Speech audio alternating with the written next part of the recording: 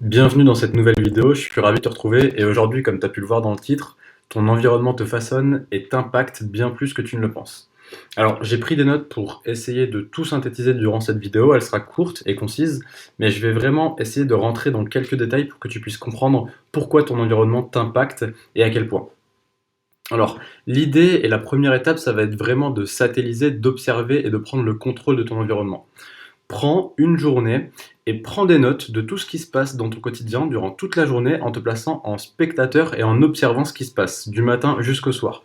Que ça soit de par ton téléphone, par les notifications, de par ton environnement, les personnes avec lesquelles tu vas interagir et de par ce qui va se passer sur tes différents réseaux sociaux ou peu importe ce qui se passe dans ta journée et ce qui arrive régulièrement.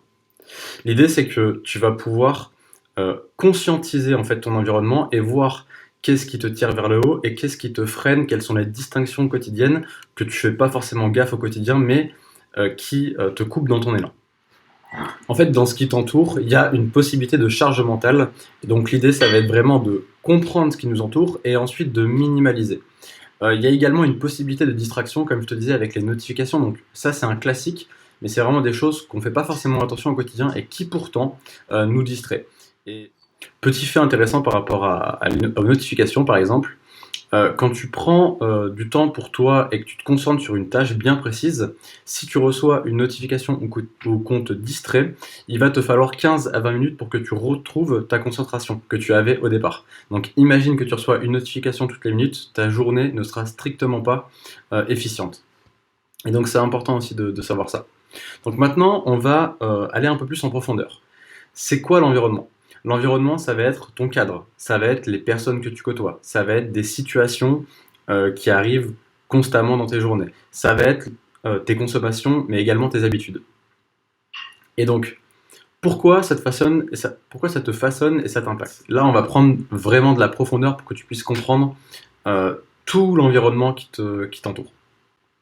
Donc en fait, si on rentre dans ta sphère privée, tu côtoies des personnes. Ces personnes-là, elles vont avoir soit un impact positif, soit un impact négatif. Les personnes qui vont tendance à te tirer vers le haut vont avoir un impact positif. En revanche, les personnes qui, on va prendre l'exemple de l'entrepreneuriat, si tu démarres l'entrepreneuriat ou que tu as un projet mais que les personnes ne sont pas dans l'entrepreneuriat, qui ont généralement un point de vue biaisé, ils vont te donner un avis qui va être faux ou alors qui va être à moitié vrai.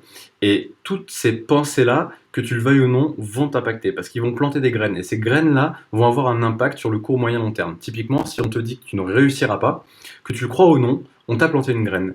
Et inconsciemment, ça va t'impacter si on te le répète jour après jour, jour après jour. Alors, définis vraiment quelles sont les personnes que tu côtoies et pourquoi. Je te dis pas de tirer un trait sur toutes les personnes qui ne sont pas dans l'entrepreneuriat ou qui ne croient pas forcément en ton projet. Si c'est ta famille, ne renie pas ta famille. En revanche, fais un tri très très très sélectif par rapport à ces personnes-là et décide qui tu côtoies, quand et pourquoi. C'est super important. Et là, on va encore creuser davantage. On va prendre ton téléphone. On a tous un téléphone, on passe énormément de temps dessus.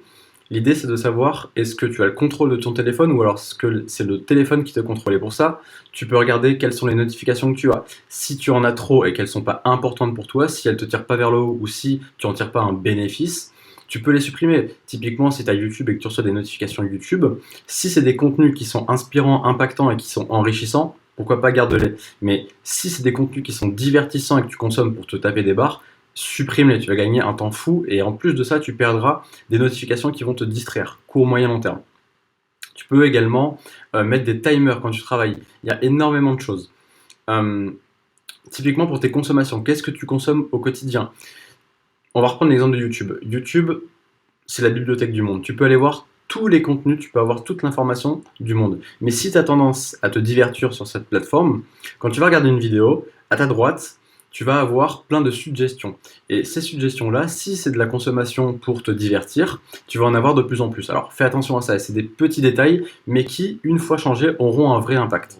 On peut prendre l'exemple aussi du bureau. Ton bureau, c'est ton espace de travail, c'est ta petite sphère privée où tu y passes beaucoup de temps chaque jour. L'idée, ça va être de minimaliser ton bureau. Si ton bureau, c'est le bordel et que tu as 15 choses dessus, ça va être une charge mentale, que tu le veuilles ou non. Donc l'idée, ça va être de garder 5 objets sur ton bureau, 5 objets qui ont un sens, ou alors une attache émotionnelle, mais qui t'aident toujours ou qui t'inspirent pour aller là où tu veux aller, donc peu importe ton objectif, mais qui vont t'aider dans la réussite de ton objectif. Donc finalement, si on devait résumer l'environnement, on a bien évidemment l'environnement où on vit, le cadre, on a les personnes que l'on côtoie, on a notre consommation au quotidien, on a nos habitudes et on a les situations qui arrivent régulièrement. Donc ça, c'est vraiment l'ensemble de ton environnement. Et l'idée, ça va être de le façonner par toi et pour qu'il puisse t'aider au quotidien et non pas te freiner ni te mettre des charges mentales supplémentaires. Et finalement, quoi faire? Je pense en finalité que le plus important, c'est vraiment de connaître ces différents domaines de vie et d'avoir des objectifs qui sont clairs par rapport à ça. De connaître aussi son système de valeurs et d'avoir des objectifs bien définis. Une fois qu'on a une clarté là-dessus, on va pouvoir façonner notre environnement pour qu'il soit cohérent avec nos domaines, notre système de valeurs et les objectifs que l'on souhaite atteindre.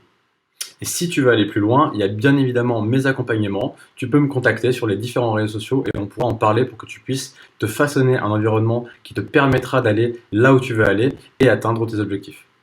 Si le sujet t'intéresse, je t'invite aussi à regarder la psychologie environnementale. Pour finir, n'hésite pas à laisser un commentaire pour me dire ce que tu en as pensé. Si tu as aimé la vidéo, tu peux mettre un petit pouce bleu. Et si tu veux en savoir plus et que tu attends les prochaines vidéos, je t'invite à t'abonner. Ciao!